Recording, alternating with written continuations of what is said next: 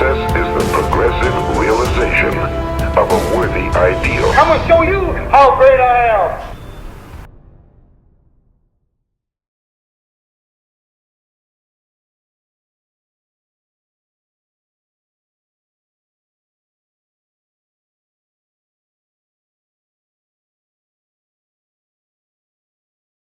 Hey everyone, welcome back to the podcast. I'm back again. It's NJ and Mukundi. And we are back on that. Proper one. Okay. All right. That better. Yeah, so we're back on the podcast. And remember, the theme of the podcast is success. And success is. Wait, let me try. All right. Success is the progression of a worthy ideal, which means you're going after what you've always wanted because it's aligned with your highest values. And that's the only way that you can live a truly fulfilled and successful life. Oh, so, okay. Nice one. Nice. Missed a few words there, but we're good. Amen. We're good. I tried. Yeah. So back on our weekly conversations and chat, and last time, what were we on about, right? Winner's mentality. The winner's mentality. Yeah. Like how you shouldn't have a meltdown. Speaking of mentality, how did you come up with that mantra? Which one? Success is a... So it's from the first book, Inspired Success, the 5 Keys to Reach Greater Heights of Achievement. And the question I was asking is, what makes people successful versus other people or not? Why do certain people have more money than others? Why do more people with more championships than others? Except for crime, why people are smarter than others? And because I was looking at the people that were around me, that were smarter, faster, better, all of that. And I said, there's absolutely no ways that I can't achieve what they're achieving. So why do some people have the most fantastic, passionate relationships? And why some people's relationships, you look at that, I'm like, I don't want that. Keep me away. No, shut. Grand. So in 2014, when I was still staying with my roommates at the time, mom and dad, because I wasn't paying rent. Oh. I was paying rent, but not that much. Okay. My brother was on the decks, so I didn't pay for parties. I just refused to do that. Oh, shout out. Sister designs, fashion designer, so like I got discounts on clothes. Oh. And so I took that money and I started going to every wealth creation seminar that I could find. I was still doing that till this day. Mm-hmm. And I went across the world. I went to Las Vegas, Nevada. I went to Singapore, Toastmasters International, Joburg, Santa Convention Center, Cape Town, and looking at all the teachers and mentors, Robert Kiyosaki, Robin Sharma, Tony Robbins, all the self-help rich gurus out there. So then I was like, I want to know what success is. And then I came across a recording by Sir Earl Nightingale. He's known as the Dean of Personal Development. And he was a very big radio personality, motivational speaker at the time, and he had his own like radio programs, right? So basically, the podcast of their day. Yeah. And he also had the same question I had, so I'm like, but he found the answer, and he said, "Success." That's his direct quote. Success is a progressive realization of a worthy ideal. That means if you have a goal to become one of the best top sports podcasters and you're doing that every single day, by definition you're successful because you're going after every single day something that's important to you, versus if you were still podcasting but you're podcasting about law and crime and I don't know, Abu Malavin, that's you're not being successful because you're still doing podcasting but you're not doing it in the field that you want to. And success is not necessarily defined by in the abundance of the things people possess. So if you have, I've met a lot of people with a lot of money, but then their lives are a living hell. I was in Las Vegas this one time. You gonna cry in that Toyota or this Maybach? If I have to have a choice, exactly. Give me that. Give me the Ferrari, hey, bro. I'll cry in the Ferrari. Nah, let me cry in the Ferrari. Yeah, but then it doesn't have to be either or, right? Some people have more money. They can literally buy Elon Musk, Warren Buffett, Bill Gates, and Jeff Bezos out of a coffee can. If you could do that and you are still miserable and you want to kill yourself every day, that's not a success. That's a problem. Yeah. While I was in Las Vegas checking out Tony Robbins, the GOAT of personal development and motivational speakers. That's Tony Robbins. He's the GOAT. So I was sitting. I don't even know. Yeah, you don't even know. Now you don't do. even Now know. you do. Now you do. That's what he one day. Yeah. I was at in Las Vegas, the Mirage Hotel, and in Las Vegas, it's a gambling culture. Of course. Well, you know, Las Vegas. Of course. There's slot machines everywhere. When you land in the airport, there's slot machines. As you go down the Las Vegas Strip, it's just like lights and ATMs give out casino chips. Like exactly. Yeah. You go to a restaurant, there's gambling there. My hotel, there's gambling there. That's You mad. go to a convenience store, chain. No wonder they call it Sin City. Yeah, Like, yo. I actually joke sometimes and say that I actually haven't been to America because Las Vegas is a lie of America. That's not Compton. Compton, yeah. I wanna go to Vegas, bro. Las Vegas. It's a bucket list destination for it should be for everyone. I need to go back. We should actually go back. Yeah, bro. Actually, because I didn't fully experience it. Yeah, because you were there on a mission. I was there on a mission to find an answer, and then I was there for 10 days, right? Ah. I was there for 10 days, but budget didn't allow Ish. because it cost me enough just to get the ticket for the event, and then the flights, and then the accommodation, and I was like, I don't have money to do a helicopter ride across the Grand Canyon. That's something that I want to do. Yeah, and we also we looked up with some South Africans there, and then we had a braai.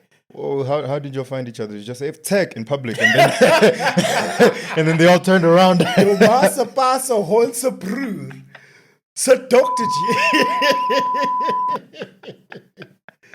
You know the rest. When we were going there, he lives there. There was a South African lived there. Like the friend of mine, basically the leader of the group we were going with. He knew the guy that relocated and lived there. And that guy was making money off making viral YouTube videos. Oh damn! So he was like killing it nicely and having a great time there. So he's we were there. It was like, hey, let's link up, and then we had a bride, massive steak like this. This guy. It was a vibe. It was a vibe. Yeah. So one of the nights when we were on break from the conference, sat down with people who they are genuinely rich. I mean, and there's one guy, he had more money than I could count, and we were just chilling there, kicking it, having a drink. And then I just asked the question, how you successful, what do you do? And he was miserable. Damn. He was miserable. Damn. Very miserable. And what's he making? I asked him, so how much do you make? What do you do? He's in media, the media industry. And you know, like media, if you get it right, you can get paid. But who's that guy that's making millions off a podcast? Because there's a bunch of them. Joe Rogan. Not Joe. Which one? Like he built his own following, and then he got McAfee. Yes, Pat McAfee. Yeah, if you do it, Pat McAfee. Oh man. Yeah, exactly. Bill Simmons actually had the blueprint for that. Is it? With The Ringer? Yeah. Oh, is it? Yeah. He has this thing called The Ringer. It's also like a network, sports network. Yeah. And he signed a deal with ESPN and Spotify and them back in the day for hundreds and millions of dollars. Bill Simmons, he's got the blueprint. We need to study his blueprint. Yeah. That's the blueprint I need. Brother Bill. Yeah. To follow you. So I need to move like Stephen A. Smith with the Bill Simmons blueprint. That's what I want. Yeah. Shouting A. Smith. That's what you're gonna be. Screaming A. Smith. Screaming A. Smith. We'll call them Screaming A. Smith. I don't know. I saw it on Twitter once. And then okay. So I asked him, so what do you do? And he said he was miserable and this guy makes $10 million a year. 10 million. He's miserable with $10 million a year. A year. Like 10 years ago. Like no, like what? Yeah, 2025. Yeah. In that economy. It's been 10 years since it's been to Las Vegas. I need to go back. It's been too long. So 10 years. That money 10 years ago is in that economy. Yeah, $10 million a year. But he was miserable, and he said he was suicidal. I think he was exaggerating, but he says, "I want to kill myself. I'm suicidal." I'm like, why? And then I said, before you do that, can you just put me in your will? Something. Or let me sign you up for lifetime. Like something, dog. Something. You can just. You've been talking about signing people up for life cover too often. Like, well, I've been watching the Rosemary documentary. Is that why? I've been watching the Rosemary documentary, so you know. Oh, okay. And I'm just looking out for y'all, bro. I'm just looking out for people. Because, like, don't you want your death to mean something? And to help you to know that in your death, you are technically Desmond helping Dube, someone here is else. your protege. Like, I got a blue suit. You can call me. You can call me. But that's very important to have life cover, funeral cover, because you never know when it hits you. You never That's know the when thing, bro. You never know when it. You never know. When Yeah. it hits. Even take funeral covers on everyone around you that matters. that's the thing. Like for example, if your sister were to kick it, God forbid, are you prepared? I'm just saying. Ngabuza nje. Like, I'm asking for a friend. like, are we? We're Yeah, not. like if your brother were to kick it with you, like are you fine? No. Mom, same. No, You know what I mean? no. You know what I mean? You know what I understand. mean? You understand. I need to Like do if your something. girlfriend dies, are you fine? Like, I need to do something. You Like understand? you know what I mean? And also these life covers are generally cheap. Yeah, like 100 rand, and then There's 30 rand policies, 50 rand policies. you understand. 100 rand policies. You make it like 50K or 100K, Mm-hmm. but there's something you want. Yeah, true. Yeah, so Those are adult conversations that from the moment anyone hits about the age of 16, they need to start having this conversation. A friend of mine has this practice with his family. Every single month, they take out the big black file. And they're like, right, so if I die, this is the form you fill out. This is what you do. This is where you go. This is where you go. Damn. Yeah. Because it doesn't happen to you until someone close to you dies and you have to bury them. Yeah. I went through that 5 years old with my dad. Now, like, hey, what do we do? Yo. Yeah, you Yo. went very quickly. And Yo. we had to bury this man in 2 days. Yeah. At least my dad gave us like a week. A week. Yeah, No. we. But this was COVID with your dad, right? Like COVID times. No, it was, but we were at level 5, the freest time that we could be at. So there was not even any rush to actually. One thing he noted his will was like 48 hours. I need to be under the ground. Damn. So we had to make it happen in 48 hours. And this is when you had to wash him and everything. Yeah, all of that. What a crazy experience, dog. I still can't get over that. Like, I saw my dad's corpse once. Once. Nah, I saw it multiple times, bro. And I touched his knee like this, like, because I was 12, right? And I'd never. This is my first time being this close to a dead body, bro. Now I have to touch it because it's like my dad. I'm like, no, bro, I gotta touch my guy before he leaves. So I just did this on his knee. Damn. What just fell? I opened your little incense. Oh, you opened the incense. Oh, okay. So did that.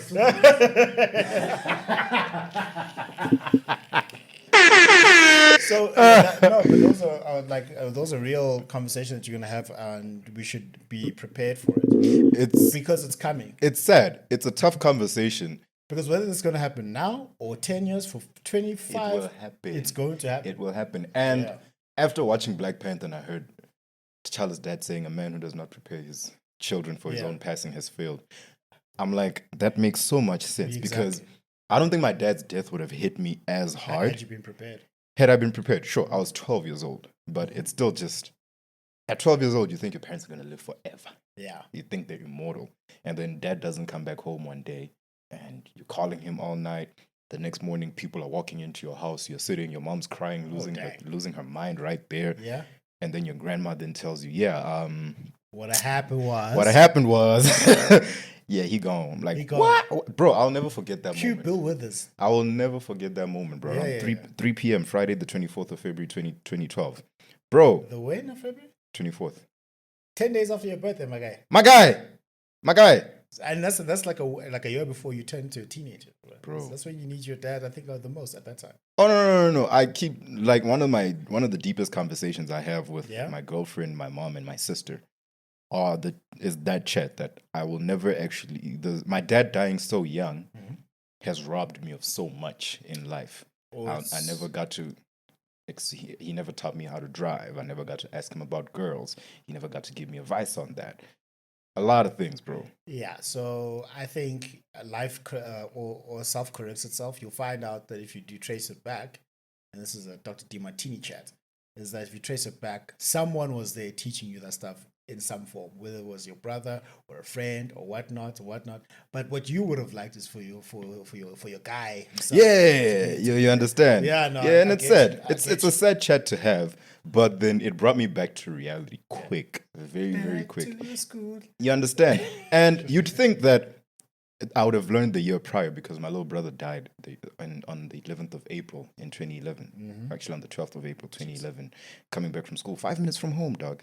How? 5 minutes from home, What happened? car accident. The shuttle. I don't want to drive anymore. Even my dad, car accident. So it's a chat that the older I get, the more I'm like, okay, when with my own kids, it's something that I'm gonna correct. They need to know that we are all mortal. Yeah. And I'm not gonna be morbid with them, but I think they need to know that, man, we are gonna die eventually. What I pray for as your parent is that by the time I'm dead, you no longer need me. That's what in the role of a parent and or father figure is to make sure that your children are as independent of you as soon as possible. Yeah. Because if that, you just have a big baby, right? Thank you.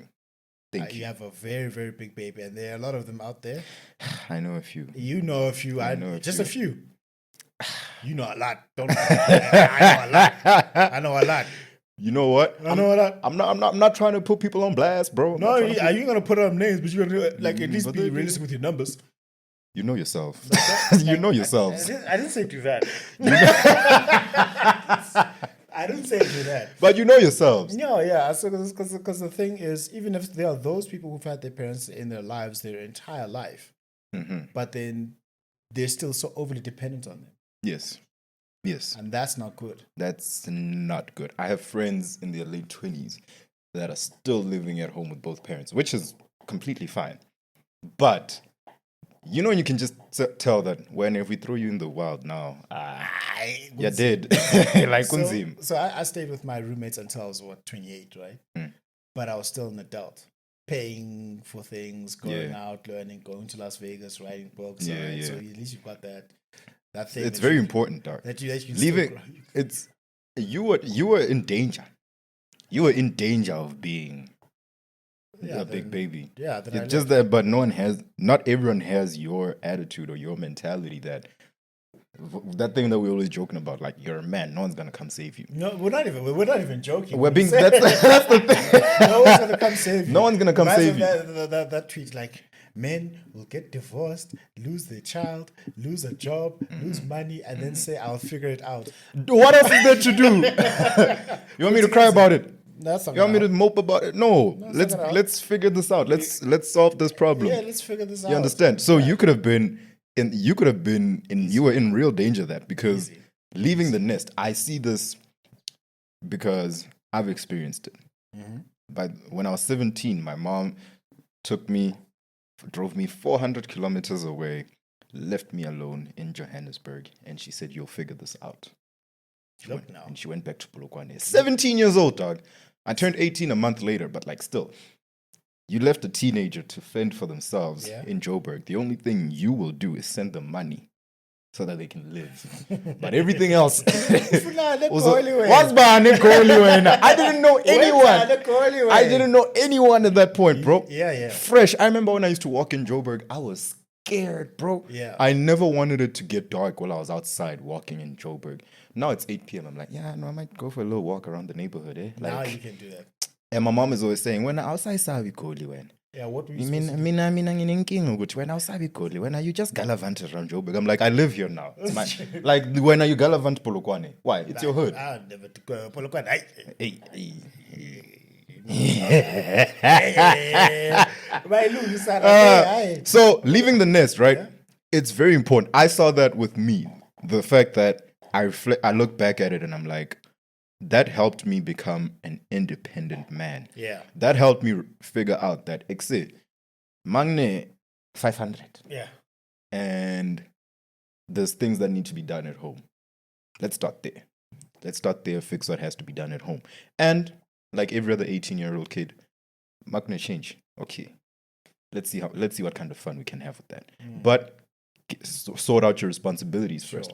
I know grown men who don't even have that mentality, who don't care about that. It's actually quite bad. If I have 500, if I have money, if I have whatever, Start chatting because at home, right? I will chow it. I will have it. I will do whatever I need to do because at home they will solve it. Yeah. If I screw up, I know that mom and dad at home will solve this. Yeah. Me, I learned the hard way that if I screw up, I have to fix it Yeah, you do. because I can't call my mom. She's 500 kilometers away. The same thing happened to me because I left Benoni, and this is Lakefield Benoni. It's not Davidson. I didn't say it. No, because where people always think I'm from the hood. I used to let the people think that. by the way. Why? No, street cred. I just want the Street streets to cred. embrace me. Nah, you need Dave Chappelle, you know, Dave Chappelle's- you need to have lived in the hood for like 5 years. I didn't live in the hood. You I didn't live- frequented the hood. You need what I'm saying is you need to have a certain level of hood in you if you're gonna survive in South Africa. No. That I've got. Yeah, No, that okay, I've got. good. You want to know why? Why? Because every Sunday, remember yesterday I was telling you about we went to church all the time. Yeah. That church was in where? Oh, And then okay. I have family members that stayed in the hood. Ah. I've seen a street bash. I've been part of a street bash. Oh. I'm a tavern yawazi. Oh, I mean, I have skis. Like, no, that's why I draw the line. that's How many that's why I pay draw- that, Joe? Just that's go why I see draw the what line. goes on. No, ngizoyibona mangidlula nje. If you don't know your story, you'll get stabbed. That's my chat, bro. I remember You this will one get- time we had to you go to will a get tavern stabbed. to buy alcohol for a family function, right? Uh-huh. And it was the Not for closest. you, eh? Okay. For me. What? Okay. So we had to go to this tavern to get Yeah. drinks for the uncles and everyone, and it was around 7 p.m. Dog, I walk in, the music is so loud, bro. Afrobeat music is not that loud. Yes, of course. That's that music that's so loud. You feel your eardrum starting to itch, Pop, bro. yeah. Like what? And then I walk in. There's just dudes dancing there, dudes fighting there, dudes talking there, dudes standing there, and then a dude just minding his business with his bottle, drinking, and he's not even talking to anyone, not dancing, not doing anything. Yeah. And I'm that type of person who, if I'm uncomfortable, you will see it. Because I'm always scoping the area. I'm always Casing the joint. casing the joint, always trying to make sure that nobody gets too close to me, all Yeah. that. And I've accepted already, no, I'll be hood, but not this hood. Yeah. Like if my type of hood is when I get somewhere, I gauge that, okay, when I walk here, you know, and then I can see that sometimes, okay, when I get here, I have to be like, yo, what's good, fellas? Y'all chilling, you know? Perfect balance. Yeah, You survival need. tactics. You need to learn the language. You need to walk like you know what you're doing. Hey, Don't where walk nah. like Hey, where nah. a victim or walk Hey, like when- you don't know where you're going. People say I walk like I'm going to a fight. Hey, bro. I'd rather people. I'd think- rather people get scared of me when I walk down the road, bro, Exactly, than exactly. people say, fresh meat. I just be sure that you're looking down when people like greet you like hello, like yeah. Don't even say The power of earphones. not even earphones. Like just walk without. Just anything. walk. Yeah, and then Ignore. like hello, how are you? Hi, how are you? Walk. Sharp. Walk. This dude a few days ago was telling me about how they stole his phone. I'm like, how did How they they steal steal your his phone? The dude has to see the time. I was like, Yeah, the Oldest trick in the book, yeah, bro. Yeah, oldest trick he in the has to see. Of course, Kokmonis cats. Of course. I Yeah, was so embarrassed on his behalf. I would have laughed at him. I'm like, well, I told him, I was like, nah, bro. Well, clever. You told me what high school you went to. You should have been street smart enough from there. that's what we were saying. That some people have got the right environment to be street smart, but then they're not. So back to the guy in Vegas. Yeah. $10 million. He makes $10 million a year. Ready to commit suicide in the media industry, and I asked him why, and he said it was his fault. Ooh. I'm like, at least that's Okay. That's huge. That's Okay. huge. Okay. I didn't expect that. To say it's his fault. Yeah. And I said, why is it his fault? And he can't even say he grew up in bad background, etc. and so forth. What he said is that I was ambitious and I worked my way up in the media industry. And now I've gotten to this point. I'm like, yo, is this all there is? Damn. And I'm like, this is not actually what I want to do. Now he's facing an identity crisis. And he has no one else to blame. I got all this money, but like, And also the money is not like he just went to pull the heist. Now he worked for it diligently, building a business, building a system. And he needs to show up for work every single day, pay employees, sponsors. because it's bigger than him now. It's way bigger than him now. And now he's ready to commit suicide because he hates. We found out that this is not actually what he wanted to do. Ready to commit suicide. I'm like, yeah, that's. I didn't even ask him what he wanted to do because I was so. You were so mesmerized. yeah. I was still on 10 million. I was like, okay. Then after that was a very sobering thought because I thought before then it's like if I had 10 million, I would be happy. Yeah. I'm lying. If I was lying to myself because if I had that money now, I don't think that is what would fulfill me. What do you think would fulfill you? 100 million. No, it's not even a monetary amount now. It's just I think for me, Jim Rohn said it best. He said, if someone was to give you $1 million you need to learn to become a millionaire quickly, so you get to keep the money. So now it's not about the money that they give you. Have you ever had someone giving you the most money that you've ever had, and then you mismanage it? It's like winning the lottery. Damn. And then you go and you mismanage it. So for me, I don't think it's about the money that you make. What's more important is the person that you become. So I'm looking at the type of person that I want to become. That will fulfill me. Not 100 million. I'm not saying that if you want to give me 100 million, it's okay. I will take it. I will be happy and be grateful for it. We'll work this thing out together. If someone wants to, we'll figure it out, man. We'll figure it out. Like, I'm not saying no to 100 million. Who is dollars or rands? I'm not gonna say no to that. Maybe Dave Chappelle, but like, yeah. Then he went and signed a $60 million Netflix contract. Not too long after that. come on, it was like 10 years later. Not too long after that. That's $6 million every single year if you were to backdate it. Touche. So I mean, was it? Do you know what I mean? Damn. How old is 15 really? That's a good question. How old is 15? That's one of the smartest jokes ever. Yeah, it's like, hey yo. That is one of the smartest jokes. So, do you think your impact is what you want more? Yeah. Are you gonna be giving me the corny answer that did you leave the world a better place than when you found it? That's a very corny answer, but it's very true. I think it's very true because we don't need any more evil people in the world. There's enough of them. We don't need enough. We've got enough lazy people in the world. We've got enough. Even those that get shot. Who got shot? Lazy people that get shot.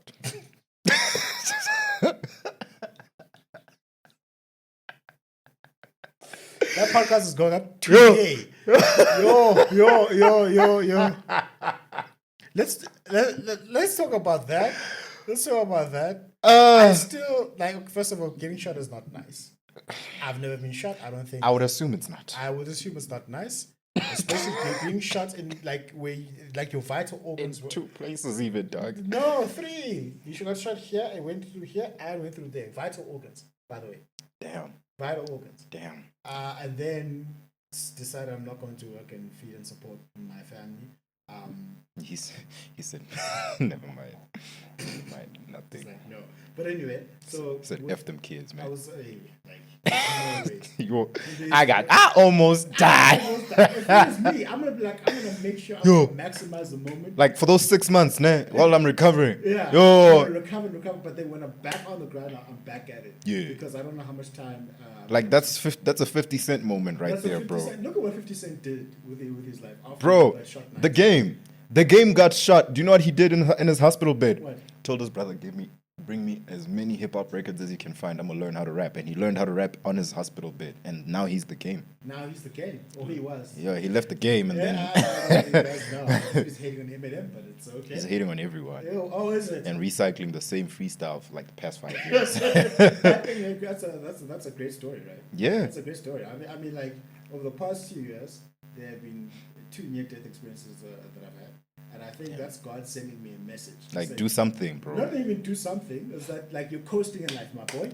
You're coasting in life, my boy. Let's run it 120. Let's run it 120. Excuse me, work harder. And I've been running. I know. I know. You get new shoes every month because of how hard you run. That's a good one. Because I mean, that's questioning if you're going to make it the next day gives you. It goes one of 2 ways. I guess it depends on the person. If you get into a near-death experience and you're like, I still want to live and I still haven't done everything that I can actually care about life, you're going to start milking it every single day. True. And versus then you didn't just care about life anyway.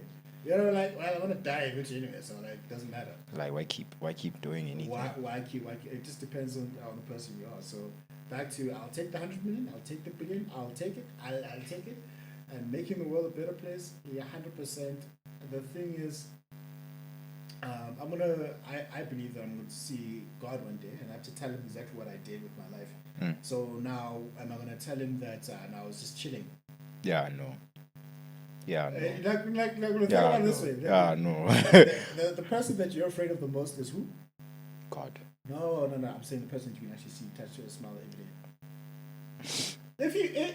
If you started crystal meth, My math. all right. My math. Because I'm trying to think. It's either my girl or my mother. But like my girl, I'll be like, when I'm yeah, you know. Yeah, my fingers all the way. Yeah, when I'm yeah. My actually, my older sister.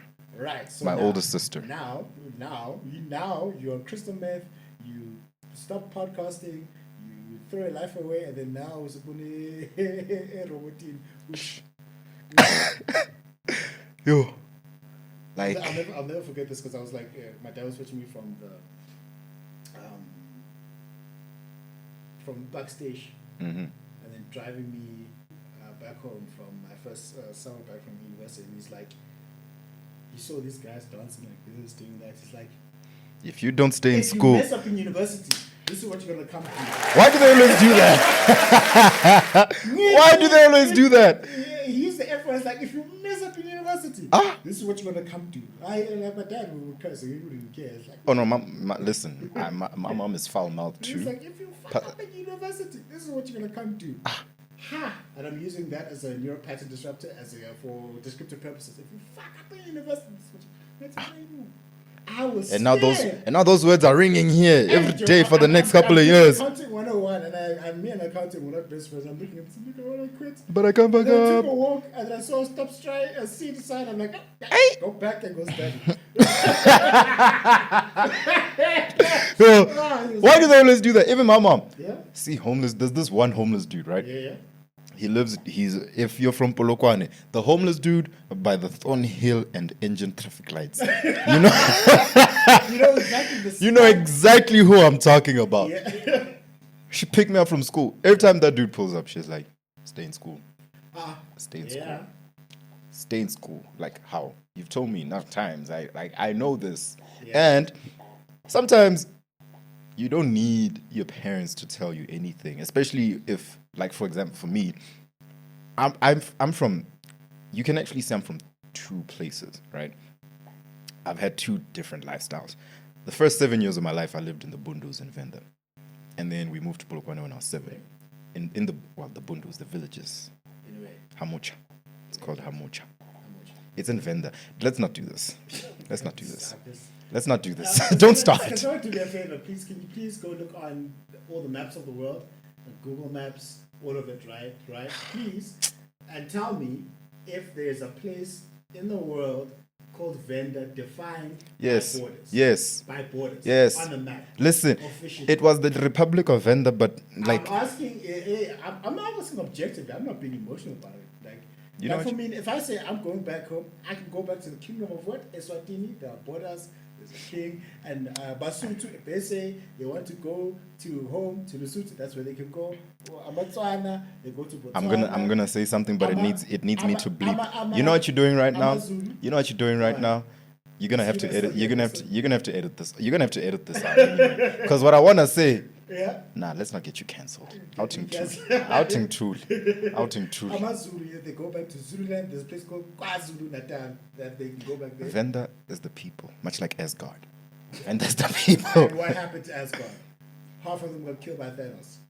Yeah, the Zulu people tried doing the same. So apparently, this is a story that I've heard. They tried to kill the Apparently Zulu people are from like there. And apparently Venda people, there's two histories I've heard about Venda people. I'm willing to believe the Congolese one, that we migrated from the Congo down to Zimbabwe and then moved to Venda. That's makes sense. yeah, we're beautiful people, aren't we? I see And then some it doesn't mean aesthetics. doesn't mean we're not beautiful. Doesn't mean you guys are. I'm just. Doesn't mean we're not though. Doesn't mean you guys are. Like, because I've seen some. Hey. Yeah, but you are insulting a whole tribe. I'm not A whole insulting the whole tribe. tribe, just part of the tribe that, God said, let me give you other talents. You know what I mean? Yes, carry on. So, fine. Spend time in the Bundus, spend time in Polokwane, and I still go to the Bundus regularly. Even now during the December holidays, I was there for a week, and then I spent another week in the city in Polokwane. So, trust me, you don't need to tell me to stay in school. You don't need to motivate me. I see poverty every time I'm there. and I see the effect it has. And sharp, like sharp, poverty. I saw people.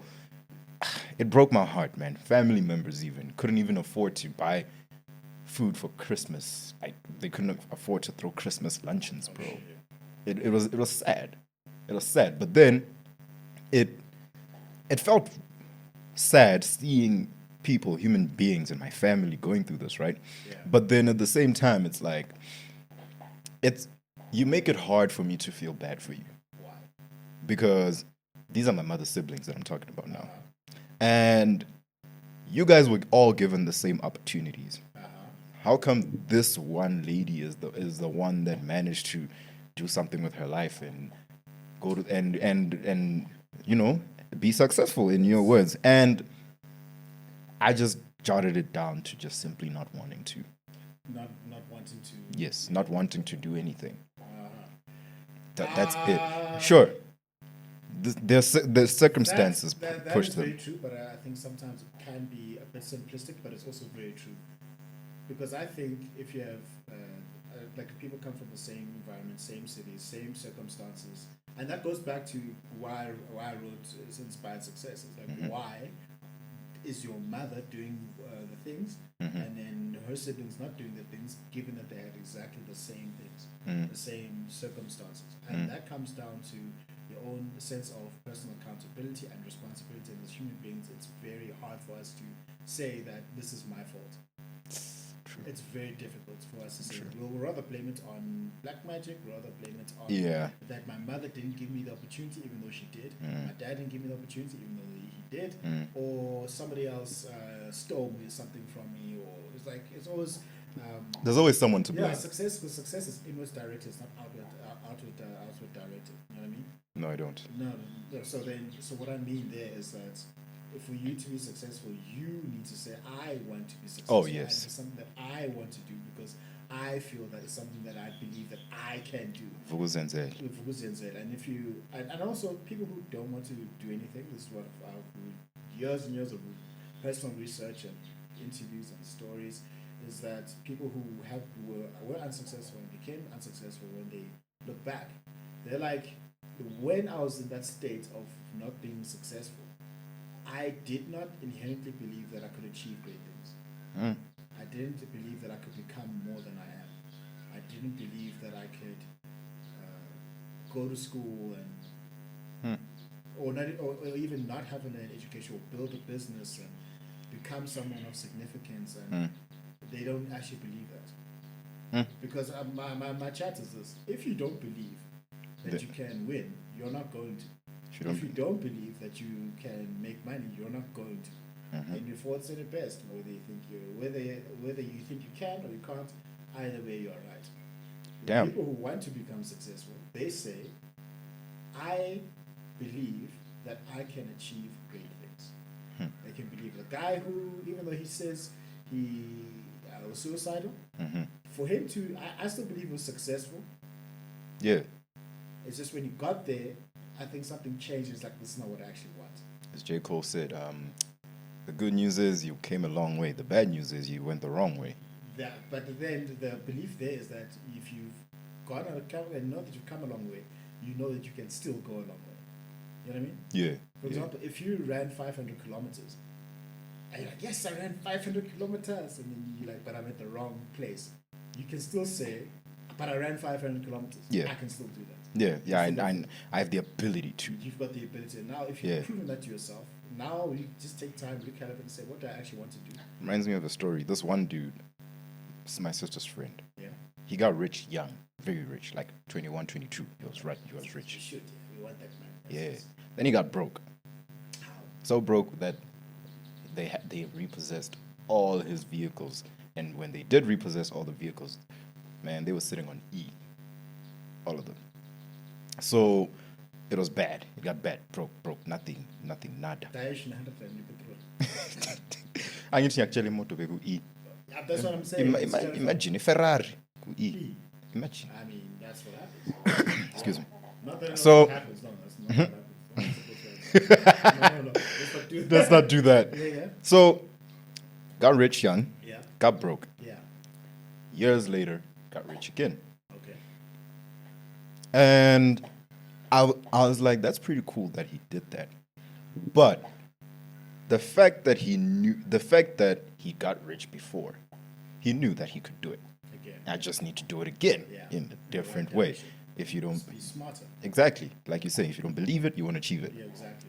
That's true. But could it be just those people that say, I never believed I could be here? Those people that say, I never believed I could do this. Your upbringing also plays a huge role in that, I think. Very true. Because if, like you said, poverty and growing up soft, unfortunately, there's two different styles of parenting just from that alone. And it's gonna sound bad, but if I'm a security guard, right? Yeah. And I got 3 kids to feed at home. Yeah. I'm a security guard. I got 3 kids to feed at home. I got my wife to feed at home. I still gotta feed myself. We gotta live. We gotta have a roof over our heads. All that. Yeah. That man is too busy focused on doing that to even think about giving his children positive reinforcement. Like telling them and letting them know your world is your oyster. You can achieve anything you set your mind to because I'm trying to help you in life. And as long as you have me and as long as you have your siblings, you can do anything you want because there's greatness in you. I believe that everyone is born with greatness in them. You just have to tap into it. Unfortunately, Except for Kwame Brown. he's the greatest bust of all time. So come on, Oh, come that's on, great. come on, come on, I'm joking, Kwame. I'm joking. come on. He made it No to the disrespect NBA. whatsoever. No, he made it to the NBA. Yeah, I made it to the league. Number one pick. Number one pick. So So he's like top 1% Dog. of everything. And then we remember him. Nobody remembers Anthony Bennett. I do now. I do now. Yeah, carry on, you saying? So he doesn't have time to say, you can do this, my boy. You got this. You know, the world is your oyster. He's too busy when the kid wants to go outside and play with dad. Dad is tired. He just came back from working a 12-hour shift, and now I got to sleep 4 hours because in another 2 hours I got to go back to that 12-hour shift. There's no time for me to give you positive reinforcement. Even when we're talking as a family, there's no such thing as, okay, so the kids have a basketball game tomorrow, and I think it'd be great if we go watch them and go, support them and cheer them on. No, there's none of that, bro. There's, why are you trying to pursue this? It won't put food on the table. Why are you trying to pursue a career in sports? It won't put food on the table. Go to school, do your thing. You understand? Yeah. It's and Unless that plays it's an outlier. unless it's an outlier, but that hurts, and that's why that might be why people grow up with that feeling. It's like Denzel in Fences. As far as I'm I concerned, would crush that boy's dream, man. bro, you know why? I don't have to like you. I feed you, I clothe you. You got a roof over your head. Yeah, What more do you they want? think that- they They think think that's enough. So And what I- more and do you I find want? A lot of black African parents have exactly the same sentiment. Yeah. Yeah, Like how I feed you. What are you kind of? like ufuna. Like do you get? I'm talking about old school. Like Yeah. suicide is was a time when like teenage suicide was quite high Damn. in this country. Damn. I don't know, like 10, 15 years ago. Damn.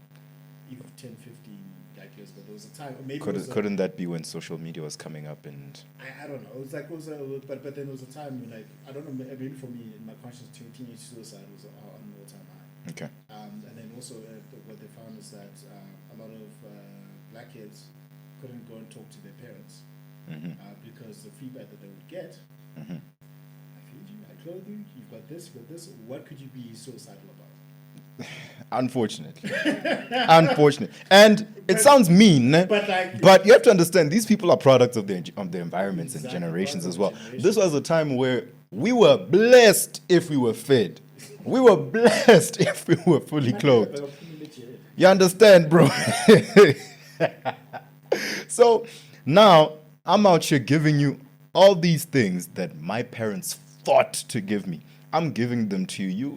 You wake up in the morning, you decide, ngifuna cheese, ngifuna my wheat bix, ngifuna. You understand? Where Tina, we woke up in the morning, what's for breakfast? Mntwanami sizobona emini, maybe sizohlanganisa something. You understand? You understand? I know stories. My mom tells me stories of growing up at home and there was no food in the kitchen. And mind you, this was a house with 8 kids. My mom tells me stories that there were times where they would literally starve because now maybe grandma goes out to make a plan and comes back. So now, don't you think she's going to be a bit pissed off when Mukundi comes through and says, Mom, I'm not happy. What's the problem? I feel like you don't give me positive reinforcement. That is very true. I feel like you don't support me in my That's very dreams. true. That's very true. I think Yeah. it goes down to that entire Maslow's hierarchy of needs. I don't know. At the bottom is the entire hierarchy of needs called it's on a pyramid, right? And the bottom is your need for safety, security, and physical needs, safety, security, and food. Yeah. No, it's just I think it's like food, then safety and security. I need to go look at that again. And then at the top is self-actualization. So you cannot even think of self-actualizing anything if you're hungry. You cannot even think of security if you're hungry. You can't think of supporting your kid's dreams when you're trying to When feed you're said just kid. trying to feed them. It takes Yeah. a very special parent to say to their child when they're going through all of that, they just. I'm not talking about middle class, but someone just scraping out of poverty. To still be, I'm going to make a plan, but I'm still going to go to every single game or every single recital. That is hard. Exactly. And some parents do it. And shout out to them. Yeah, shout out to them. In Boston, this one time they were trying to motivate us, and they were saying because if you get to Rhodes University, you may not be well off, but it means like your parents had to scrape and try. And what used to break my heart there is that some kids were this is the only option that they had. This is the only way out of poverty that they had. Yeah. Their parents literally I can only support you so far. And what they would do, they go drinking, they go partying, and they would not be studying, and then they get excluded, and then now what are their parents going to do? They literally murdered themselves, not physically, to get them to this point, and then this kid is going to go and play around with that. And I saw that happen. It happens too many times, unfortunately. So then they were motivating us and saying, look, listen here, you should lose all your excuses. I can't remember what lecture it was. You must lose all your excuses because one of the top achievers, and wasn't Zundenindo.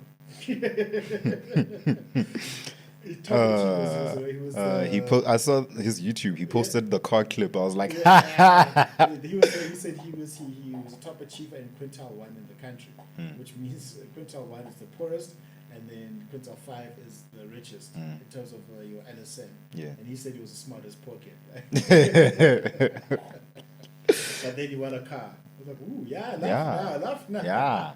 So there was, back to your story about your security guard working hard, scrapping by. So there was a gardener and a maid who got married. Sure. And this is their profession, and they at that time they get paid quite a bit. Well, they didn't make a lot, but then they scraped by and then they worked. And then they had this kid, they had a child, a boy, who ended up becoming the top achiever in the country, academically wise. Damn. I'm gonna say that again. Damn. So a security guard, gardener, and a maid. He became the top achiever in the whole country. I need to go find out who the person is, but that's the story that we're being told. Yeah. So this is an outlier case, but that shows that again it is possible for you to be killing yourself, just trying to make ends meet, and still giving your child positive reinforcement. Yeah. That's the thing.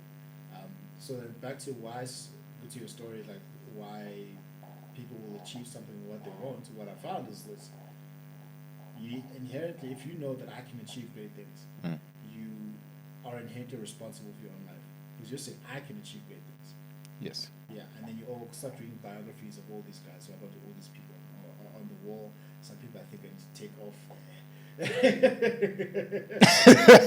Don't do this. Say nothing. I'm just looking. But I've told you, I can't even hate the man because he knows how to make money. Like, that's it. Right. So, because some people, I need to take up the world. Get him off, dog. So that's why I've got biographies of all these people who did things that are just like ridiculous. Yeah. Like Elon Musk, like what are we doing even with the money he has? Bro. So shooting rockets into space, taking Bro. us to Mars, And catching them. again catching them, and now he's in cabinet, my man. He's a politician. He's in cabinet. The boy from Pretoria. American cabinet, right? Dog. So like there are all of these inspiring stories, and if you stop hating on other people and stop looking at things on YouTube that you know you shouldn't be looking at, and start reading documentaries or reading biographies and looking at documentaries of people who have done massively great things, you're like, okay, if they can do it, then I can do something great with my own life. And sometimes your parent can talk about it till the cows come home. You've seen a lot of great parents, and still their child's like, nah, let's go that way. You know, so Tolada. right? It's like a shot left. It's It's like a double up. It's like this. This matters to the story because this man's a Caucasian, rich Caucasian from a rich family. Who went to church this one time. They're telling us the story. Rich Caucasian man. It's a big redemption story. It's either Joel Osteen was talking about it or at Rivers they were talking about it.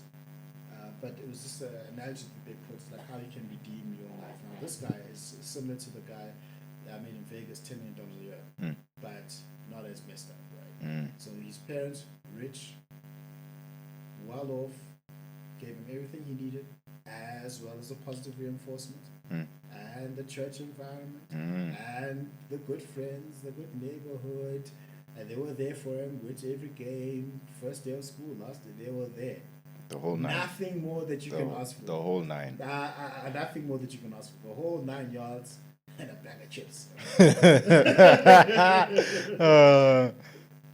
Guess what this man did with his life for until he was like 56? He got on that. Did he? Yeah, he did. Damn. He got on drugs, got hooked on drugs. He was on that shit. Damn. He was on drugs. That's why I'm starting to grow a visceral hatred for drug abuse. I'm starting to grow a visceral hatred for it. Yeah, no. But anyway, and that's what happened. So, and his parents, they tried and they tried and they tried and until they were like, come on, man. Like we've tried, dog. You know, for 40 now. Into my clue. Yeah, God. Like, Yo. But anyway. Oh, So- congratulations. Congratulations. Yeah. I don't even want to know about Kaiser Chiefs. Like, no one wants to know about Kaiser Chiefs. So then he had a moment where it's like, what's wrong with me? In his 50s. In by his the way. 50s. It was, I'd say the late 40s, early 50s. I think 56 when he got his life together. It's like that teacher that you were telling me about. But for him, it was the parental background, the ethnicity you're born into. And remember, like, if you threw away your life there in that community, like you looked upon. child. Yeah, you looked child. at it's frowned upon. Yeah. It's really frowned upon. And then he had the moment like, okay, now I need to get my life together. I don't know what moment hit him, but now I need to get my life together. Then he started fixing his life, and then at 56, then he started having a family, and then he started fixing his life, and then he was like, hey, I messed up, but I'm 56 now. I can't do anything about all these years that I've missed. Now I can at least fix it. But that goes with the point that I got from that is that you can come from the most perfect environment, you can have the most perfect parents, and you can still decide that I'm not going to be successful.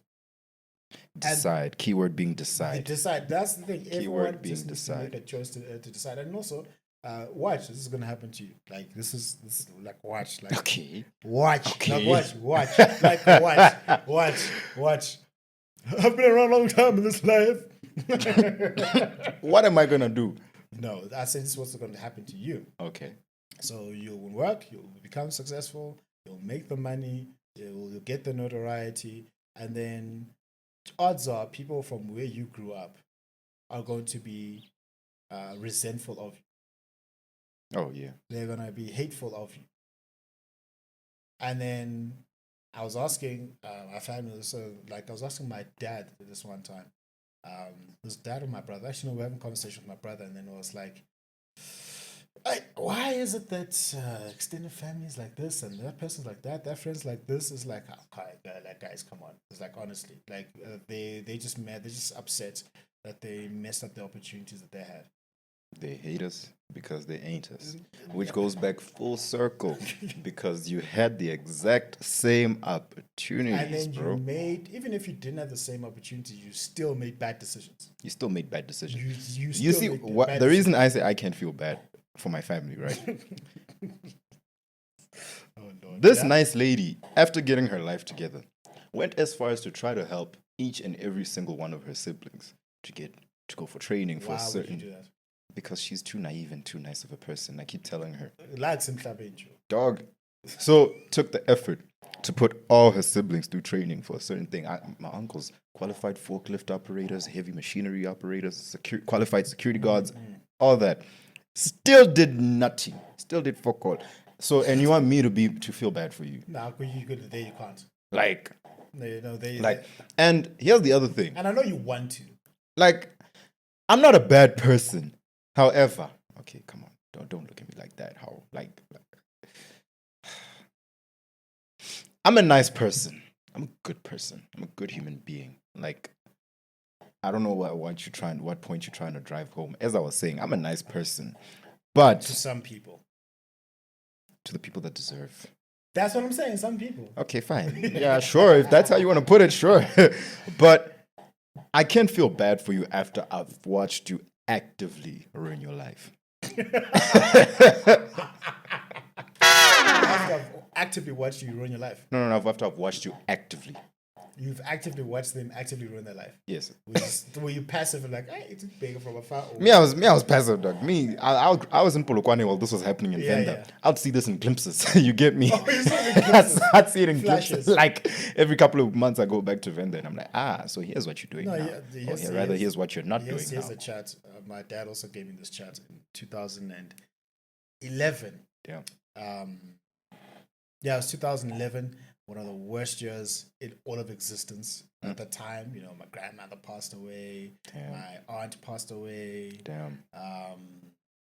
Second year was difficult. Damn. AF. Springboks lost the World Cup. I don't care that they lost that World Cup. We have 4 now. Like Back to back, baby. Yeah, we got back to back. We might as well go back to back.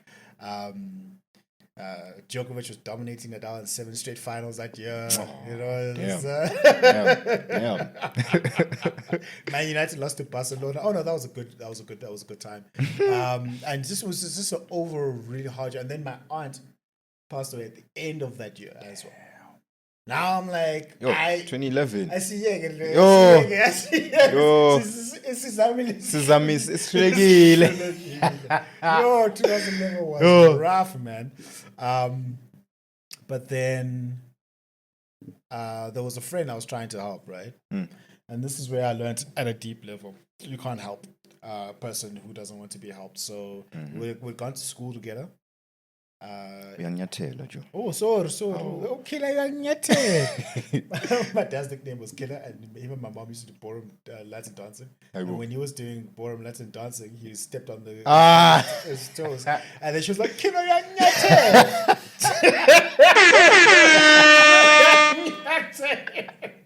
I will keep saying that. I will never.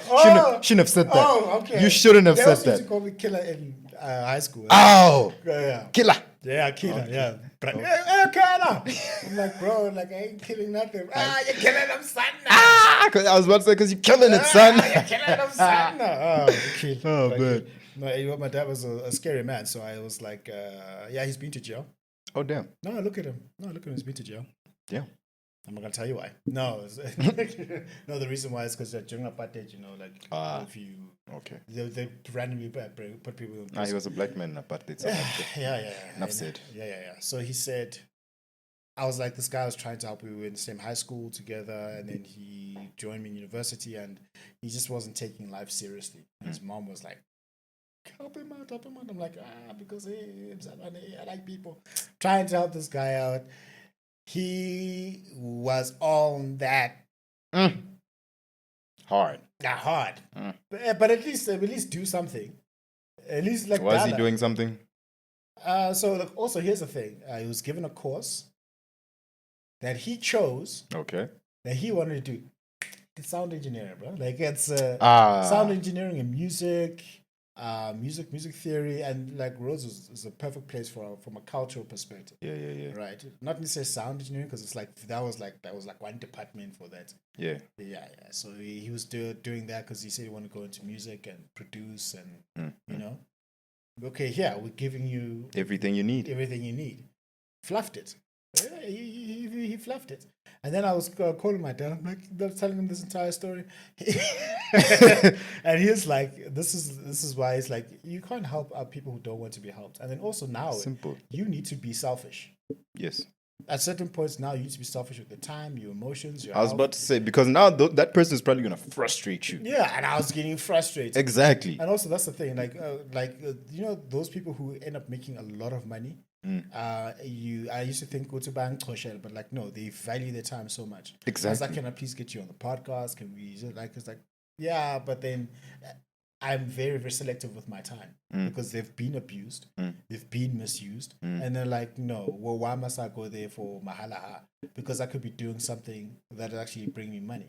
For example, if you made $1,000 a podcast episode, that's like an hour.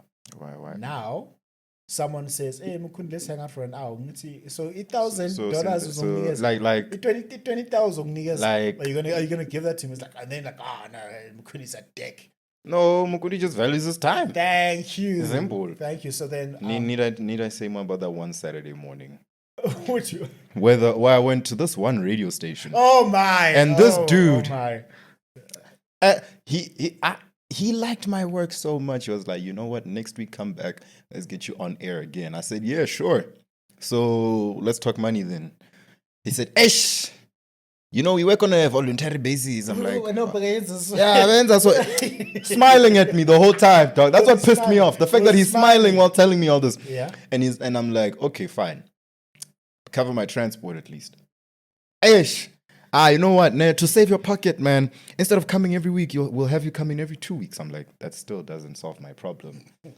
You say to save my pocket. Bro, cover my Ubers, bro. He came back so upset. He came back. He got up early in the morning. He dressed nice. On a Saturday, He bro. budgeted his Uber there and back. It's like, yo, I'm gonna get this papers. God Long cello go to work for free. You want me to give you my Saturday mornings for free? No. Oh. Like we must stop this entire thing of free unless there's a benefit that's going to come from it. You understand? We're paying you. Yeah, Like yeah. now we get a lot of exposure for exposure. I mean, No, this is why the second book I wrote is very important. You are a business, treat yourself like one. Yes. I cannot go to a business establishment. So one time I went to the Maslow Hotel just to in Santon. no. Yeah, I'll show you it when we Afrobeats next time. Okay. So the Maslow, it's quite an upscale hotel. I was like, I wanted to do an experiment as part of my research. I'm like, okay, I went there and I said, can I please have the top tier suite, presidential suite that you can have for the weekend, and then I want room service. And I want drinks, and I want this, and I want this. I was like, last number. And then they asked, okay, so then like, can you give us your details that you're going to use to pay? And I said, I'm not going to pay with money, but I've got all these degrees, all this experience, and I'm good looking, so I don't feel I need to pay. How do you think that went? So did they walk you out or throw you out? They were like, no, you have to, this is the price of the price, this is what you have to do. They throw you out like Jazz and Fresh Prince. And then throw me out because they've got etiquette and decorum there. You know what I mean? Okay. So then Bakapil. no, but one cup, they're like, but I was like a one cup. I was like, okay, no, actually, I was just conducting a social experiment here. Okay. Yeah. So I'm like, where's your restaurant? So I can go have a cup of coffee there. Clar. Yeah. Then I went. So then so if you are the Maslow Hotel, is if the person is going to be sleeping there for free, the question you need to ask yourself is, what benefit am I going to get? Michael Jackson, the greatest entertainer of all time, better than Chris Brown, better than Beyonce, better than James Brown, better than everybody, right? And from an entertainment perspective, right? And yes, Ingi, Beyonce is one of the most talented human beings to ever exist. Yes, Beyonce is not on Michael Jackson's level. That's what we need to understand, and that's what we need to get right in our minds. Beyonce is amazing. She's all-time great, but she ain't MJ. MJ had people fainting, and he just stood like this.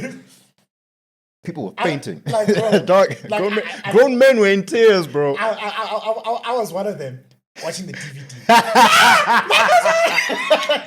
While I watching the DVD, And he's just, yo, Come on, anyway, before social media, before any of that. So Michael Jackson used to not pay for hotels ever a day in his life at the like height and peak of his fame, which was Michael spanned, like, Michael 30 years. Jackson stays with us. Huh? Michael Jackson stays with us. That's what I'm saying. So if Michael Jackson in his heyday went to the Maslow Hotel and said, I need everything that I was asking for, they would give it to him. No hesitation. And why? Because Michael Jackson's at the Maslow. Everyone and the dog and the cat is going to start booking rooms Exactly. at the Maslow Hotel. Exactly. So if the guy for whatever radio station said we will bring you on, but then you knew vele you want to get like 100,000 followers on social media. You understand? Get, like all of these things. You understand? That translates Like into guaranteed. like guaranteed. Not even that you know. We're bleeding. It's done. Spill done. Yeah, that's. I'm not Bob. Like, So so back to what my dad was saying is like you can't make someone work, can't make someone build. You need to be selfish and make sure that you maximize your potential and you get to where you need to get to. And those people who are on the same mission and got the same drive, those are the people that you can spend your time with. And those are the type of people that you can help. And then he said to me, which is one of the funniest things, don't be Jesus Christ dying for the sins of the world. thank you. Dr. King. Dr. King. Man, I wish I'd met Dr. King. I ain't even gonna lie. Jeez, like, yeah. But yeah, it's the exact conversation I had with our mutual friend last year. Our mutual friend. Yeah. Mutual friend. When I'll tell you, you'll just hear from the story. When I told the boy, yo, if you don't get your life together, Oh, I will cut you off. Oh, okay. I will cut you off because I need to surround myself with people who have direction in their Yeah, they're lives. going where I can yeah. see where you're going. I can see what you're doing. You need to be doing something If you with your hang out life. with 10 negative people, you're going to be number 11. You understand? You're So I was gonna like, be yo, bad. get your life together. Otherwise, I will cut you off. Yeah. I will cut you off. Well, facts. And you mustn't be afraid to cut people off just because they've been in your life for a very long time. Yes. You mustn't be afraid. Like, you don't owe them anything. Not a damn Let's thing. be honest here. You don't owe your family members anything. I'm talking about extended family members. Yeah, Because yeah. you know, us as black people, everyone's our family. Yeah. You don't owe them anything. Yeah, get rid of those cousins. You don't. Yeah, you get rid of all of them. Sorry, cuz. You said I must get rid of you, cuz. Sorry, cuz. Yeah, get rid of all them cousins, man. You don't Yeah, need, get rid of all them cousins. Yeah, yeah. Just like first cousins can stay. First cousins can stay. So that's the thing. I mean, like, because also my mom has had exactly the same experience as your mom has had. My brothers had exactly the same experience. So we've all done it. Everyone in my family has done it, where they try to help their friends or the other friends or extended family members. I'm like, hey, do this. Here's this opportunity. Do this. Hey, do this. But then inherently, if the person doesn't believe that they can achieve great things, they don't believe that, if they don't have a reference point for it, and if it doesn't come from them, I caught Damn. forget about it. Damn. Forget about it. So that's how I came up with the success. Success is the progressive realization of where the ideal. That's where it's from Earl Nightingale. Yeah. And then with that guy, I realized that money's not. You can have money, but doesn't mean that you're only successful, because you can have all the money and still be suicidal, or you can have more degrees than a thermometer and still be an idiot. You can you can have all facts. I've met a lot of doctors who I'm like, wait, No. Listen, I keep telling people, we're having this debate last year, I remember, and they were saying, hey, private school. I was like, Nina, you know some people are wasting money with private school. And I'm like, some of the dumbest people I've ever met went to private school. That's the thing. Some of the look, I went to a government school. Yeah. School fees were $750 per month. Yeah. I think I turned out just fine. You turned. I can tell you for free. You turned out better than a lot of people that I went to school with, and I went to a private school. You get what I'm saying? And my parents struggled. I know to a do lot that. of dude. I lived 5 minutes from a private school. I know people in my estate that went to private schools. Once again, some of the biggest idiots I've ever met are private school kids. Oh, don't hit. Private schools are still good. Private schools are still good. Don't get me wrong. The level of what I'm saying is, you can't help what you say. You can't help someone who doesn't want to be helped. I can put you in a private school. Somebody doesn't help, yeah. I can put you in a private school, but if you're not willing to take advantage of the resources you're given Yeah. and make use and learn from some of the best education money can buy in whatever country you're in, you know better than Nsundeni, who was the top achiever in a poor school, and yet when we compare, Look at where he is now. when we compare you, Nsundeni is doing way better than you when he had far less. Yes. Far less. Yeah. So what are we doing? You know, one of the funny stories there at university, where I went to Rhodes, it's like one of the premier high schools in the country, in Devon. You know, it's like there's you've heard of Michael House, right? No.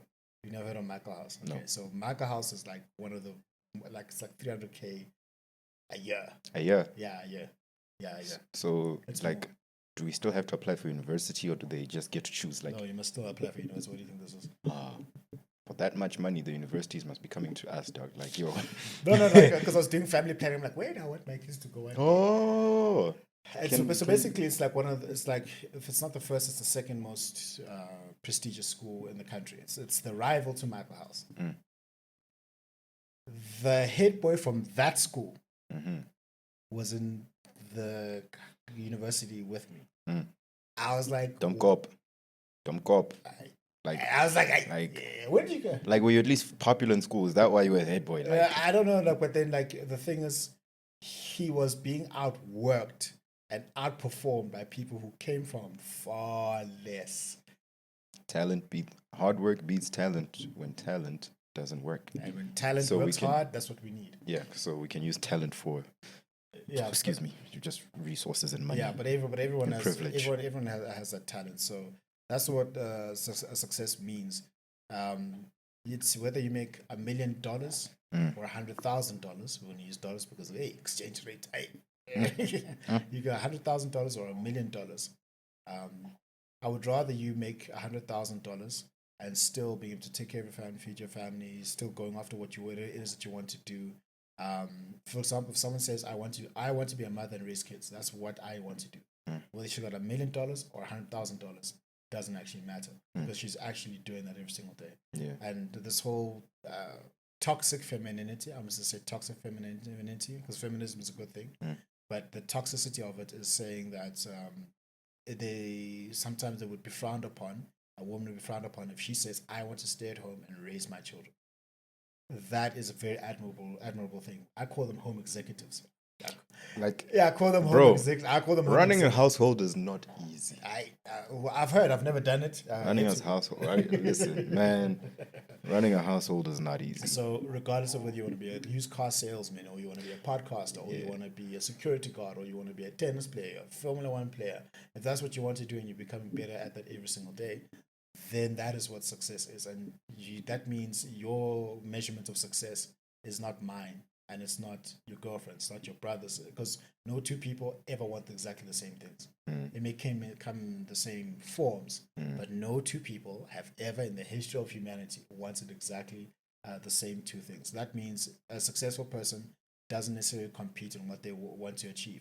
In a sports context, sure, we're competing for a championship, but we're all competing for a championship for different reasons. Yeah, some is a Some legacy, are- some is a legacy Some is a thing. legacy. Some it's actually winning their first one. The some first it's- one, Yeah. So like even in competitive industries, you're not really competing, if that makes any sense. Yeah, You know yeah, what I yeah, mean? yeah. So for example, Michael Jordan was competing for separate reasons. Yeah. Charles Barkley was competing for separate reasons. Mm-hmm. You can look at that. The goal was to be the NBA champion, but that wasn't actually the goal. It was what that goal would give them, whether it's a validation or whatever. Chuck is fine. Charles Barkley is fine right now. Yeah. He's good. He's good. He's chilling. He's good. So are we going to say that he wasn't successful as an NBA player because he didn't win a chip? I don't think so. Is he unsuccessful? Oh, is this you? Huh? Uelo. No, I'm just saying. Are we going to say that he wasn't successful? I'm not going to say no. That comes in the GOAT discussion. Ah. Separate conversation. Now No, but there's no one. If you can't even begin to say he's not successful. Exactly. Even if it's as a broadcaster or whatever. That's the thing. It's like, and also your criteria for success may change. For example, your criteria when you're young for success is to make it out of high school. Now the success criteria changed, and now it's to become a rich and famous. Yeah? Rich and famous. Now, then even when you become rich and famous, you'll be like, now I need to keep on shifting the goal and becoming better. The aim is that you never really attain success. That's where the word progressive comes from. That you're constantly Because then if you're ever satisfied, then you're not successful. what's happening? Yeah, you're a failure. I don't want to say it, but like you're a failure. Yeah, no. Yeah, and there are a lot of people who are failures out there. Yeah, because once you get satisfied, you become comfortable, and then Exactly. comfortability breeds mediocrity. Yeah, It's yeah. like- So that's the thing. Like a lot of people that I've seen at work and in work environments, they're failures, man, and not even a derogatory sense. Based on Just- the criteria that we laid out. yeah, You're working this job, and you can tell that you're just coasting, but you're not giving your all here. Mm-hmm. You're just like, I'm just gonna ride out until retirement. Retirement is 30 years from now, man. that's 30 years ago. That's your whole life, bro. That's the thing. And When you could do so much more in just 10. you can that's like the totality of their lives, Dog. not just work, like every other area. You can see that they're failures. And the thing is that even if you find yourself in a job that you don't like, well, you know this, and I've known this, I've been there. If you look at the questions you ask yourself is that, what is it that I want to achieve, and how is this going to help get me there? Then you start seeing it through a different lens. And if I want to like, for no habit, right? Into my shula. Yeah. So that's the backstory of how I got the mantra, and it's very personal to me. Yeah. The reason why it's so personal to me, and I could talk about it like forever. I know. Because I took time and research and all of that To actually to figure actually this. do that. Because I think figuring out that definition of success is one of the greatest achievements of my life. Just finding that. Put away the degrees, put away the how, put away. Because I think it also helps you stop competing with people. Yeah, no, I don't compete. Yeah. Yeah, I don't compete. Because I can, like, when you say your own ideals and what you want to go after, Yeah. it helps you I put you in your Papa, own lane. I Like, LeBron James. not your friend. Yeah, true. no. Abaz nabo. True. Abaz Uyempini uyi-one nje. And then also like part of that, if you, things like before we wrap up, this is one seminar I went to. When we do wrap up, Yeah. can we just talk about how this wasn't even our conversation? This for the was day? not supposed to be the conversation of the day. We were going to talk about the most Worst. painful Yeah. losses in sports that we've been through. But I guess we're going to have to park that for another Yeah, recording. let's put that on ice. I was going to talk about Nadal 2012. And, I was going to talk about Kamaru Usman 2021, Oh, shame. Sorry, man. Sorry. but I was going to talk about Chelsea 2008 against Man United. is that the one you say they robbed you guys? No. That's when Wait, John where's Terry the- slipped. Where's the one where you say you The three clear handballs? Six. Ah, Against nah. Barcelona in 2009. Ah, That semi-final was just like, it's a disgrace. It's a disgrace. It's a disgrace. There is no passion. There is no vision. There is. Sorry. Before It's we a wrap up. complete crap. Who's saying that? I don't know. It's in the NBA. The NBA coach who said that. Scap Attack, one of he's a professional LeBron James hater. Oh. On YouTube, Scap Attack. Look at him. I'll check him out. When he's doing montages, he always brings that point up. It's a complete crap. What? If it is, So it we is. were supposed to talk about that and what people would have learned from. But anyway, so in this seminar, A Millionaire Within, they asked if you had $50 billion, you never need money a day in your life. What are the three things? No, you'll never need money a day in your life. Even if you could travel. Even your grandkids, dog. Like It's 50 like that. It's 50. like that thing where I read somewhere that Jeff Bezos needs to spend at least $120 every day to avoid getting richer. I think that's too little. 120. I saw that like 2-3 years ago. So That's you're right. It's probably that's too little. Yeah. But anyway, if you have $50 billion, you don't need to clock into work tomorrow. Like mfonela umlungu wami namanje. No. I'd still work. You know, if I work on $50 billion, I'd still work. Nah, I'd work. I'd go to work, And the day something pops I off, would have an the attitude. day something pops Watch off, your mouth. watch me crash out. Inni. Soon as they start talking to me, I'm like, who you think you're talking to? I'm like, oh, who you okay. think you're talking to? Oh, okay. It's like I'll just like I'll make friends with them, and be like find out what all their dreams are, and then I'll go buy all of them. And be So like, what's your dream car? Oh, okay. okay, tomorrow I'm driving, Tomorrow. Funny lift. and then I go park it outside Joe. their house. Joe. I'll park it outside their house. Buy your neighbor's house, boy. Yeah. Buy the neighbor's house and the neighbor's house. Just to put it park in on and this. just park one on each side. So we have $50 million. Yeah. And this is part of where it dawned on me that if you have all the money in the world, doesn't mean that you're successful, right? So what are the 3 things that you're willing to do? Or, like one of the top 3 things, like you're always going to do something with for your family. Yeah. You definitely want to travel somewhere. Yeah. You always want to travel. And then you also want to give back to charity. Yes. Now that tells me that there's someone in your life that you believe is more important than you. Mm-hmm. Except for Ye. No, I'm kidding. Leave you alone. man. Then there's someone more important than you. Mm-hmm.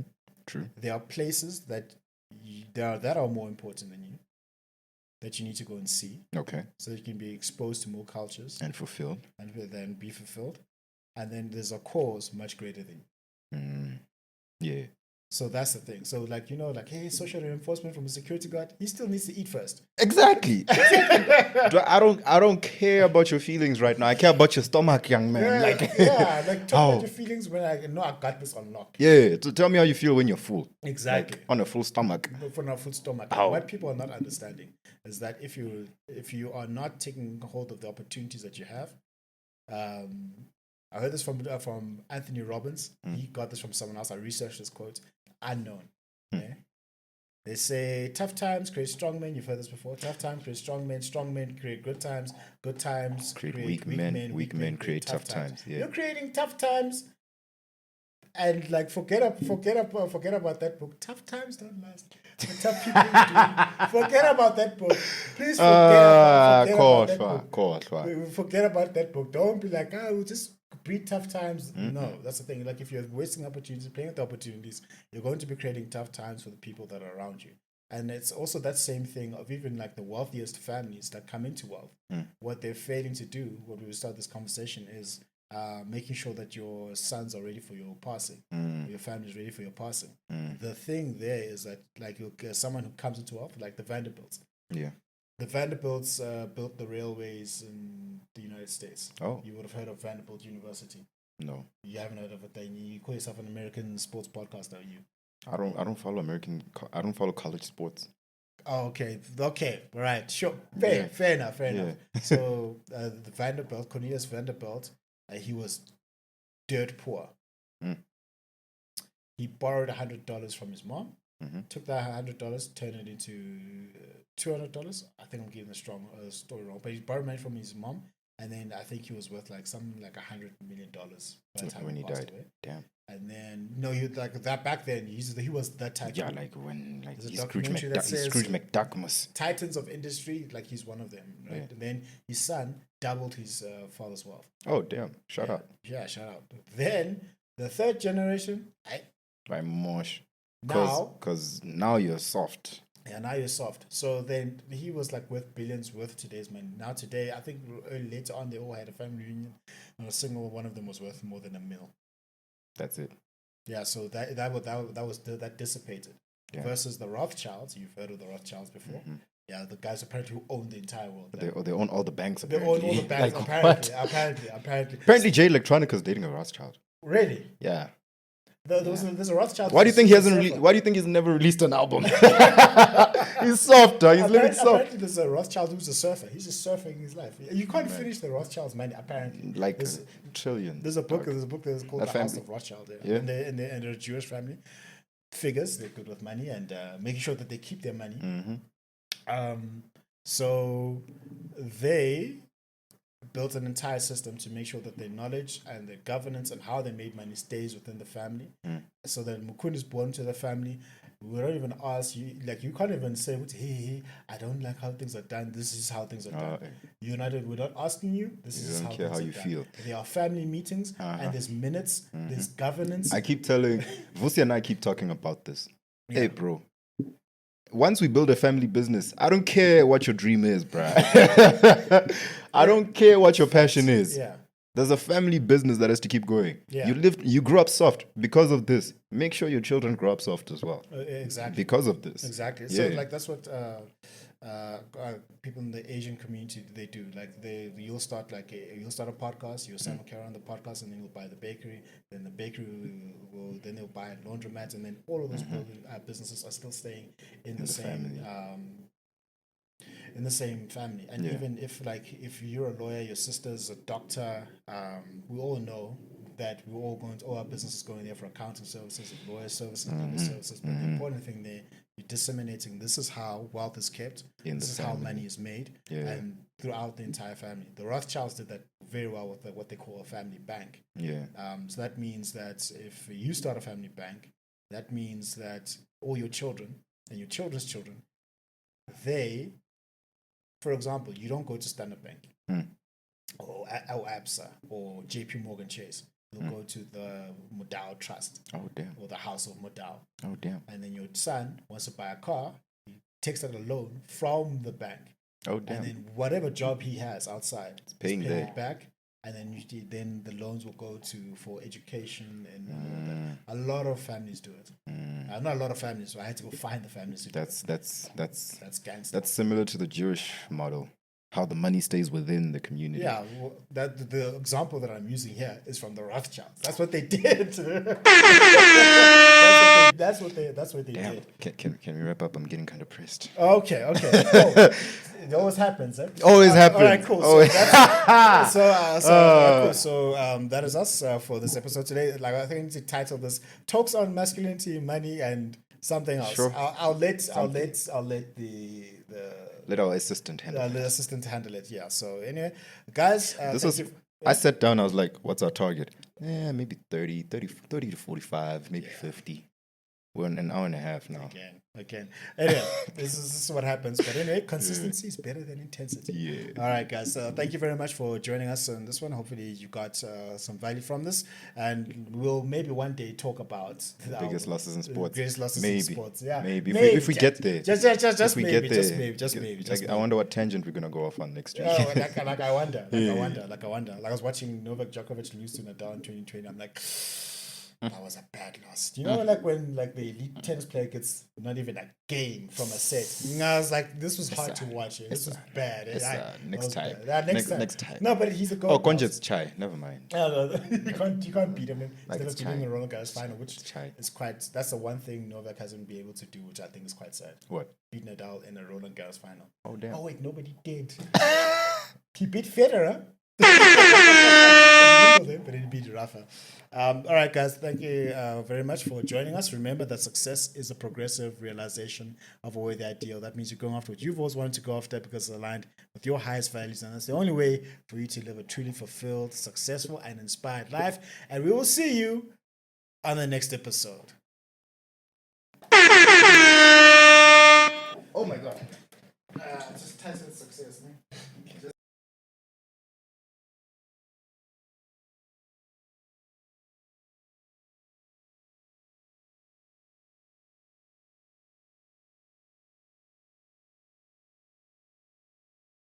It can be the day that turns your life around. All you need is a reason to turn you on. Today, my life changes. Now, who can do that? Anybody. When can you do it? Whatever day you pick.